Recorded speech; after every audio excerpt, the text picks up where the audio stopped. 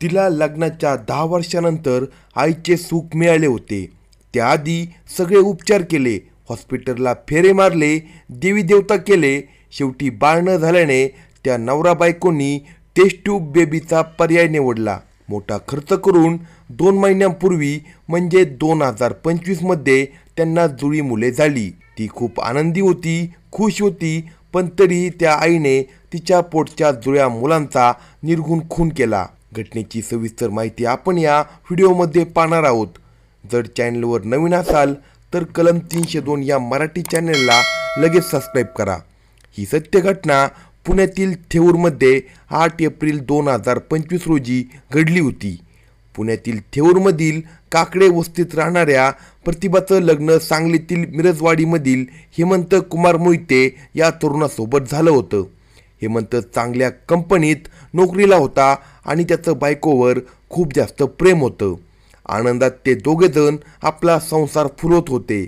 लग्नाच्या 2 वर्षानंतर त्यांनी आई वडील होण्याचा निर्णय घेतला. आपल्याही घरात आपली मुलं खेळावी, आपल्याला आई बाबा म्हणणारे कुणीतरी या जगात यावं म्हणून फॅमिली प्लॅनिंग करायचं त्यांनी ठरवलं. परंतु 1 वर्ष प्रयत्न केल्यानंतर देखील प्रतिभाला गर्भधारणा झाली नाही. ती नाराज झाली. तेव्हा हेमंतने तिला समजावलं, तंत्रज्ञान खूप पुढे गेले आहे, आपण काहीतरी डॉक्टरांचे सल्ले घेऊ, काळजी करू नको असे म्हणत तिच्या नवऱ्यानं बायकोची समजूत काढली आणि हॉस्पिटल गाठलं. डॉक्टरांनी उपचार केले, परंतु लग्नाची काही वर्षे उलटली तरीही त्यांच्या घरी खुशखबरी आली नाही. आता मात्र प्रतिभाने अनेक उपवास केले, देवाकडे साकडे टाकले, पण तरीही देव पावला नाही. तिला गर्भधारणा झाली नाही. लग्नाला आता 9 वर्ष होत आली होती. दोघेही नवरा बायको आपल्या बाळाच्या प्रतीक्षेमुळे नैराश्यात गेले होते. डॉक्टरांनी टेस्ट ट्यूब बेबी करण्याचा सल्ला दिला. त्याला खूप जास्त खर्च येतो हेही सांगितले. हेमंत चांगल्या नोकरीला होता, त्यालाही बाप व्हायचं होतं. बायकोला निराश बघू शकत नव्हता, म्हणून त्याने टेस्ट ट्यूब बेबी करण्याचा निर्णय घेतला. काही दिवस तेही फेल झाले, परंतु डॉक्टरांच्या उपचारांनी आणि देवावरील विश्वासाने प्रतिभा गरोदर राहिली. तिचा आनंद गगनात मावत नव्हता. प्रेग्नेंट राहिल्यावर बाळाचे हार्टबीट चेक करण्याच्या वेळी त्यांना समजलं की प्रतिभाला जुळ्या मुलांची गर्भधारणा झाली आहे. हेमंत आणि प्रतिभाचा आनंद दुप्पट झाला. देवाने एकाच वेळी त्यांना दुप्पट सुख दिलं होतं. हेमंत बायको प्रतिभाची खूप जास्त काळजी घेत होता. प्रतिभा ही आनंदी राहण्याचा प्रयत्न करत होती. पूर्ण बेड रेस्टची तयारी चालू होती. डॉक्टरांचे सगळे सल्ले ती वेळोवेळी ऐकत होती. दोघेही नवरा बायको आपल्या घरी आपलं मूल येणार म्हणून खूप खुश होते. प्रतिभाचे 8 महिने पूर्ण झाले. पोटात दुखायला लागलं. तिला हॉस्पिटलमध्ये घेऊन जाण्यात आलं. 2 गोंडस मुलांना तिने जन्म दिला होता. सगळीकडे आनंदी वातावरण होतं, कारण लग्नाच्या 10 वर्षानंतर त्यांच्या घरी बाळ जन्माला आलं होतं. हेमंतने सगळीकडे पेढे वाटले. काही दिवस प्रतिभा हॉस्पिटलमध्येच राहिली आणि नंतर आराम करण्यासाठी माहेरी दत्तनगर येथे आईवडिलांच्या घरी आली. 2 जुळे मुले होते, म्हणजे त्यांची जबाबदारीही तितकीच होती. आईच होण्याचं सौभाग्य प्रतिभाला मिळालं, परंतु 10 वर्षांमध्ये पहिल्यांदाच तिच्यावर एक नाही तर 2 मुलांची जबाबदारी अंगावर पडली. अपुरी झोप, मुले रडायला लागली, एक झालं की दुसऱ्याला फिडिंग करणं, मुलांना त्यांची वेळोवेळी औषधं देणं, स्वतःही डॉक्टरांनी दिलेली औषधे वेळेवर घेणं, स्वतःची तशीच मुलांची काळजी घेणं, हे सगळं प्रतिभाला नवीन होतं. पण तरी देखील ती खूप आनंदाने हे सगळं अनुभवत होती. परंतु प्रतिभाची मुले वारंवार आजारी पडायची. वारंवार त्यांना हॉस्पिटलमध्ये घेऊन जावं लागत होतं. त्यातली त्यात दोन्ही मुलांचे वजन खूप कमी होते, त्यामुळे त्यांची अजून जास्त काळजी घ्यावी लागत होती. 10 वर्षानंतर मुले जन्माला आली होती. त्यांना जर काही झालं तर प्रतिभा जगू शकत नव्हती आणि मनात असेच काहीसे विचार करत प्रतिभा आता नैराश्यात जाऊ लागली. त्यातच बाळंतपणामुळे तिची प्रकृतीही खालावली होती. आर्थिक खर्च आणि वाढीव तणाव यामुळे ती मानसिकदृष्ट्या अस्वस्थ झाली होती.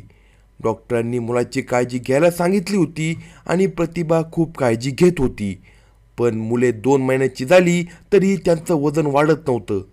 त्यातल्या त्यात ही दोन्हीही मुलं सतत आजारी पडत होती आपण किती उपचार घेऊ, किती कष्ट सहन करून या मुलांना जन्म दिला, आपल्या नवऱ्यानं आपल्यावर किती प्रेम केलं आणि आपण त्याला साधं सुखही देऊ शकलो नाही, किती जास्त पैसा खर्च केला आणि मुलं जर अशीच आजारी राहिली तर या मुलांचं वजन कधी वाढेल असा विचार प्रतिभाच्या मनात येऊ लागला. ती आता सतत आपल्या मुलांची वाढ नीट होत नाही असे घरात म्हणू लागली.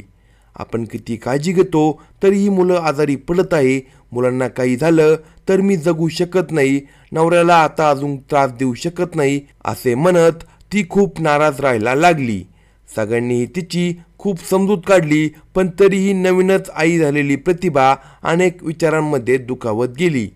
कदाचित देवाने आपल्या नशिबात आई बनण्याचं सुख दिलं, परंतु देव नंतर हे सुख माझ्याकडून हिरावून घेऊ शकतो. माझी मुलं जन्म झाल्यापासून सारखी आजारी आहेत असं विचार करत 8 एप्रिल 2025 रोजी सकाळी 7:30 वाजता प्रतिभा आपल्या 2 महिन्यांच्या दोन्ही मुलांना घेऊन घराच्या छतावर आली. आपण जे करतोय ते चुकीचं आहे हे तिला समजत होतं, परंतु मनात दुःख आणि नैराश्य होतं. ती पूर्णपणे डिप्रेशनमध्ये गेली होती. म्हणूनच तिने हतबलतेने हे पाऊल उचललं. आपल्या दोन्ही मुलांकडे क्षणभर बघत तिने त्या मुलांना भरलेल्या पाण्याच्या टाकीत टाकलं. 2 महिन्यांची मुले पाण्यात बुडत होती. त्यांना तसं पाहून तिच्या डोळ्यात पाणी आलं. आपल्या मुलांशिवाय आपणही जगू शकणार नाही. आपल्या मुलांचा मृत्यू झाल्यानंतर नवऱ्यालाही मी तोंड दाखवू शकणार नाही, म्हणून मुलांसोबत तिनंही त्या पाण्याच्या टाकीत उडी घेतली. परंतु पाण्याच्या टाकीचं तोंड छोटं असल्याने प्रतिभाचं डोकं टाकीच्या बाहेर 2-3 वेळा आलं. छतावरील हे दृश्य शेजारच्या छतावरून एका महिलेने पाहिलं. तिनं घाईतच आपल्या नवऱ्याला सांगितलं आणि तिच्या नवऱ्याने फोन करून प्रतिभाच्या भावाला हा प्रकार सांगितला. प्रतिभाचा भाऊ व कुटुंब घाईतच घराच्या छतावर आलं. तात्काळ मुलासह प्रतिभाला पाण्याच्या टाकीतून बाहेर काढण्यात आलं आणि त्यांना उपचारासाठी रुग्णालयात दाखल करण्यात आलं. परंतु उपचारापूर्वीच जुळ्या मुलांचा मृत्यू झाला होता. प्रतिभाने जे पाऊल उचललं त्यामुळे घरच्यांना खूप मोठा धक्का बसला. ही गोष्ट लपवून ठेवणाऱ्यामधील नव्हती, म्हणून प्रतिभाच्या भावानं लगेचच हेमंतला फोन करून झालेल्या घटनेची माहिती सांगितली. ही दुःखद माहिती ऐकल्यानंतर घाईतच प्रतिभाचा नवरा सांगलीवरून हॉस्पिटलमध्ये पोहोचला. नुकत्याच झालेल्या आपल्या जुळ्या मुलांचा आपल्या बायकोने म्हणजे प्रतिभाने खून केलाय हे ऐकून त्याला मोठा धक्का बसला. अगोदर त्याचा या गोष्टीवर विश्वास बसत नव्हता, परंतु हॉस्पिटलमध्ये आपल्या मुलांना मृत अवस्थेत बघितल्यानंतर त्या बापाच्या पायाखालची जमीन सरकली.